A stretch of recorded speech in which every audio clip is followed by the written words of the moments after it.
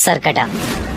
आपने सरकटा के बारे में कई कहानियां सुनी होंगी, मूवीज और टीवीज में देखा होगा, लेकिन इस वीडियो में हम आपके लिए बंगाल में घटी सरकटे की एक सच्ची कहानी लेकर आए हैं। दिवाकर बचपन से ही लखनऊ में पला बड़ा था और वो कई सालों बाद वापस अपने गांव जा रहा था, जो कि वेस्ट बंगाल और बांग्लादेश बॉर्डर के एक छोटे से कोने पर था।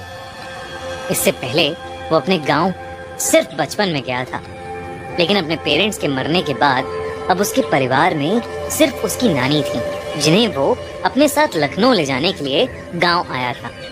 वो गांव के पास पहुंच तो गया, लेकिन वहां की मेन सड़क बारिश की वजह से खराब हो गई थी। उसने देखा तो पास में ही एक साइन बोर्ड था, जो कि जंगल के रास्ते से उसके गांव की तरफ इशारा कर रहा था। दिवाकर ने वो रास्ता तो ले लिया, लेकिन उसे नहीं पता था कि वो रास्ता लेना उसकी जिंदगी की सबसे बड़ी गलती बनने वाला है। शाम ढल रही थी और जंगल का वो रास्ता एकदम सुनसान था।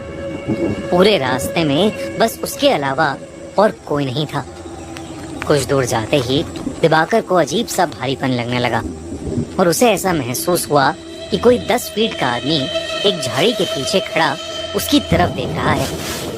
दिवाकर को लगा कि झाड़ियों में कोई जानवर होगा, तो वो थोड़ा तेजी से चलने लगा और तभी उसके पैरों के नीचे कुछ आया, जिससे वो लड़खड़ा कर नीचे गिर गया। जैसे ही उसने पलट कर देखा तो उसके रोंगटे खड़े हो गए। वो जिस चीज से लड़खड़ाया था वो चीज कुछ और नहीं बल्कि किसी इंसान का कटा हुआ सड़ा हुआ एक सर था। ये देखते ही दिवाकर वहां जोर से भागा और जैसे तैसे करके उस एरिया से निकलकर अपने घर पहुंच गया। उसकी नानी उसे देखकर बहुत खुश थी और साथ ही हैरान भी। खुश क्योंकि उन्होंने दिवाकर को कई सालों बाद देखा था, और हैरान क्योंकि उसके पूरे कपड़े कीचड़ में सने हुए थे। उसने अपनी नानी को बताया कि वो जंगल वाले रास्ते से आया और उसे वहां एक कटा हुआ सर दिखा। ये सुनते ही उसकी नानी का चेहरा एकदम सफेद पड़ गया। उन्होंने बताया कि वो जंगल का रास्ता गांव में कई सालों से सुनसान है, क्योंकि वहां स्कोंदो काटा यानी सरकटा रहता है। कहते हैं कि उनके गांव में एक लंबा चौड़ा पहलवान लड़का रहता था। एक दिन उसे एक लड़की से प्यार हो गया, और जब उसने उस लड़की से अपने प्यार का इजहार किया तो उस लड़की के परिवार वालों ने उसको बहुत मारा और उसकी बहुत बेइज्जती की। उस दिन के बाद से वो लड़का एकदम पागल हो गया और उसने अपने पागलपन में एक रात उस लड़की को जान से मार डाला।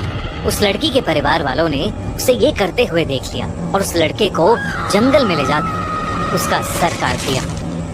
उन्होंने उस लड़के के सरकटे शरीर को उसी जंगल में छोड़ दिया और कहते हैं कि तब से सरकटे की आत्मा अभी भी उस जंगल में भटकती है और वो अपने बदले की आग में जलता रहता है।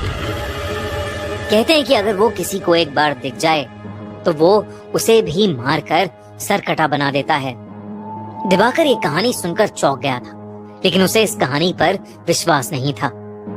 उसने अपनी नानी को कहा कि जो उसने जंगल में देखा वो कोई आत्मा नहीं थी, बस एक मरे हुए आदमी का सर था। उसके बाद वो नानी के साथ खाना खाकर सोने चला गया।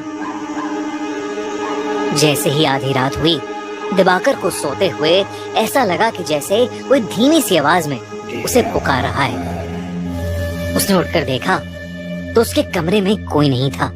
उसे लगा कि शायद उसकी नानी होंगी, पर जब वो उनके कमरे में गया तो वो गहरी नींद में सो रही थीं। उसे ये अपनी थकान का नतीजा लगा और वो फिर से सोने चला गया। लेकिन उसकी आंख लगते ही उसे फिर से वही आवाज सुनाई दी। दिवाकर ने देखा कि वो उसी जंगल में है और उसके ठीक पीछे एक 10 फुट लंबा आदमी खड़ा है और उसके हाथ में उसका कटा हुआ सर है। वही भयानक सड़ते मांस वाला कटा सर जो उसे रास्ते में दिखा था। वो सर अब दिवाकर से मदद मांगने लगा और उससे कहने लगा कि क्या दिवाकर उसका सर उसके शरीर पर वापस जोड़ सकता है। और मदद मांगते ही वो सर कटा बहुत ही भयानक तरीके से हंसने लगा और अचानक दिवाकर की नींद टूट गई। लेकिन जैसे ही दिवाकर की आंख खुली वो कटा सर उसके ठीक सामने हवा में तैर रहा था। और वो कटा सर वैसे ही भयानक तरीके से हंस रहा था।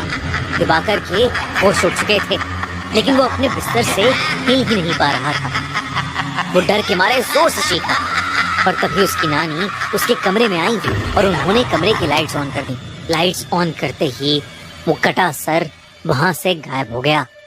जब नानी ने उससे पूछा कि उसे क्या हुआ है, तो दिवाकर ने अपनी नानी से कहा कि उसने बस एक बुरा सपना देखा है। उस रात दिवाकर सो नहीं पाया। उसने गांव वालों से उस सरकटे के बारे में कई किस्से सुने, जिसमें से एक किस्सा ये भी था कि वो सरकटा लोगों से अपने सर को जोड़ने के लिए मदद मांगता है, और अगर किसी ने उसका सर जोड़ दिया तो वो पूरे गांव का विनाश कर देगा, और जो लोग उसका सर जोड़ नहीं पाते वो उन्हें मारकर अपने जैसा सरकटा बना देता है। उस रात जब दिवाकर अपने कमरे में सोने के लिए गया तो उसने देखा कि खिड़की के बाहर एक अजीब सा लंबा सा आदमी शॉल ओढ़े खड़ा है। वो देखते ही दिवाकर घबरा उठा। अचानक से उसका दम घुटने लगा। उसने देखा कि उस सरकटे का सर उसके ठीक पीछे है और वो अपने बालों से उसका गला दबा रहा है। इससे पहले कि वो कुछ कर पाता, उसे कमरे में एक तेज हवा का झोंका महसूस हुआ और वो एकदम से बेहोश हो गया। कुछ देर बाद जब दिवाकर की आंख खुली तो उसकी नानी उसके सामने थी। दिवाकर अपनी नानी को देखकर रोने लगा और उसने अपनी नानी को सरकटे के बारे में सब कुछ बताया। उसकी नानी बेहद घबरा उठी। दोनों ने डिसाइड किया कि वो सुबह होते ही उस गांव को छोड़ देंगे। उसकी नानी दिवाकर के कमरे में उसके साथ ही लेट गई। लेकिन कुछ ही पलों में जब नानी की आंख खुली तो दिवाकर बेड पर नहीं था। उन्होंने पूरे घर में उसकी तलाश की, लेकिन वो कहीं नहीं मिला। दिवाकर की नानी बहुत ज्यादा घबरा गईं, क्योंकि उन्हें डर लगने लगा था कि कहीं वो सरकटा उसे ले तो नहीं गया। उन्होंने गांव वालों से मदद मांगी और वो सब उसे ढूंढने में लग गए। जैसे ही वो जंगल में पहुंचे, उन्हें किसी के जोर से गुर्राने की आवाज आई। तब उन्होंने देखा कि दिवाकर एक बड़ी सी तलवार लेकर खड़ा है। दिवाकर की आंखें सफेद हो चुकी हैं और वो गुस्से से गुर्रा रहा है, जैसे वो बिल्कुल पागल हो गया। दिवाकर की नानी ने उसे आवाज लगाई, लेकिन नानी की आवाज लगाते ही दिवाकर ने एकदम से अपनी तलवार से सबके सामने अपना सर काट लिया। ये देखते ही सब गांव वाले वहां से भाग गए और उसकी नानी वहीं जमीन पर गिरकर रोने लगी। सालों बाद किसी ने सरकटे के हाथों एक मौत देखी थी और इसीलिए उस घटना के बाद सभी लोगों ने उस गांव को हमेशा हमेशा के लिए छोड़ दिया। कहते हैं कि बंगाल में उन जंगलों में अब एक नहीं बल्कि कई सरकटे भटकते हैं, जिन्हें स्कोंदा कोटा या कोंदा कोटा भी बोला जाता है।